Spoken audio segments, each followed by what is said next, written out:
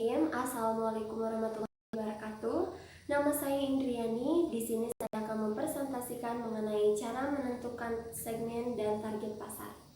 Menurut Freud dan juga Farrell, segmentasi pasar adalah suatu proses membagi pasar ke dalam segmen-segmen pelanggan potensial yang memiliki kesamaan karakteristik yang menunjukkan adanya kesamaan perilaku pembeli.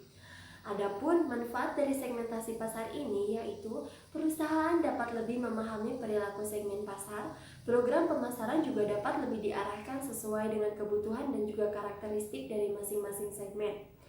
Apabila pasar terlalu luas atau memiliki banyak karakteristik, maka perusahaan dapat memilih satu atau beberapa segmen saja, sehingga kapasitas pasar lebih sesuai dengan luas segmen-segmen pasar terbentuk. Nah, segmentasi pasar ini mempunyai dua konsep. Yang pertama yaitu segmentasi a priori. Segmentasi a priori adalah segmentasi yang dilakukan sebelum produk diluncurkan ke pasaran. Misalnya dengan melakukan pendekatan geografis, pendekatan demografis, pendekatan psikografis, dan juga perilaku. Adapun yang kedua yaitu segmentasi post hoc. Segmentasi post hoc yaitu segmentasi yang dilakukan setelah produk diluncurkan ke pasar.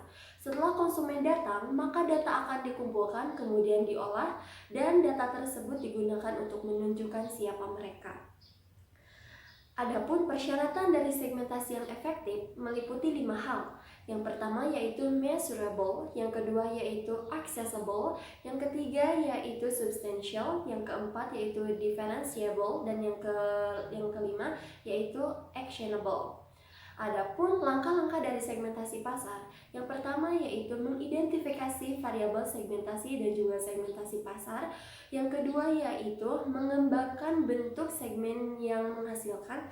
Yang ketiga yaitu mengevaluasi daya tarik dari masing-masing segmen. Yang keempat yaitu menentukan segmen-segmen sasaran.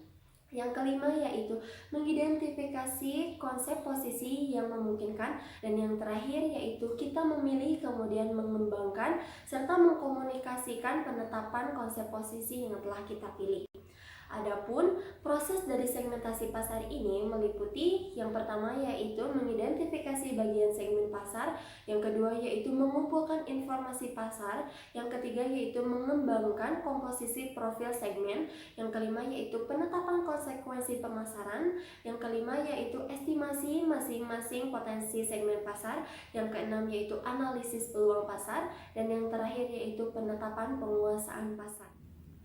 Menurut Kotler dan Armstrong, penetapan pasar sasaran adalah melakukan evaluasi setiap segmen pasar dan memutuskan yang mana serta berapa banyak yang akan dilayani. Adapun menurut Hermawan Kertajaya, penetapan pasar sasaran adalah sebagai strategi untuk mengalokasikan sumber daya perusahaan secara efektif, di mana sumber daya selalu berada dalam jumlah yang terbatas.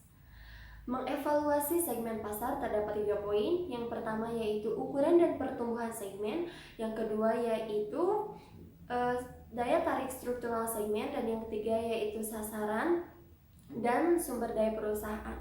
Adapun dalam menyeleksi segmen pasar terdapat 3 poin. Yang pertama yaitu pemasaran serba sama, yang kedua yaitu pemasaran serba aneka, dan yang ketiga yaitu pemasaran terpusat. Adapun pengertian dari pasar sasaran adalah sekumpulan pembeli yang mempunyai kebutuhan dan juga karakteristik yang serupa yang akan dilayani oleh perusahaan. Nah, pasar sasaran ini mempunyai 2 macam. Yang pertama yaitu pemasaran jangka pendek dan masa depan. Pasar sasaran jangka pendek yaitu pasar yang ditekuni hari ini. Nah, pasar ini yang akan menghasilkan penjualan dalam waktu dekat. Yang kedua yaitu pasar sasaran masa depan. Pasar sasaran masa depan ini yaitu pasar 3 atau 5 tahun ke depan.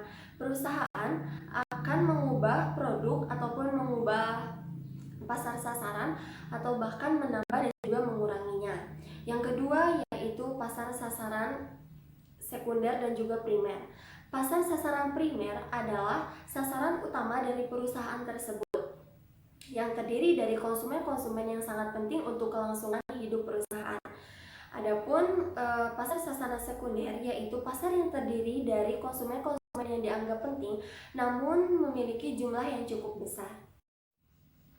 Cara menentukan target pasar. Yang pertama yaitu single segment concentration. Maksudnya adalah perusahaan dapat memilih satu segmen saja. Perusahaan mendapatkan posisi yang kuat di dalam satu segmen ini. Pengetahuan yang baik dalam satu segmen ini akan menghasilkan keuntungan.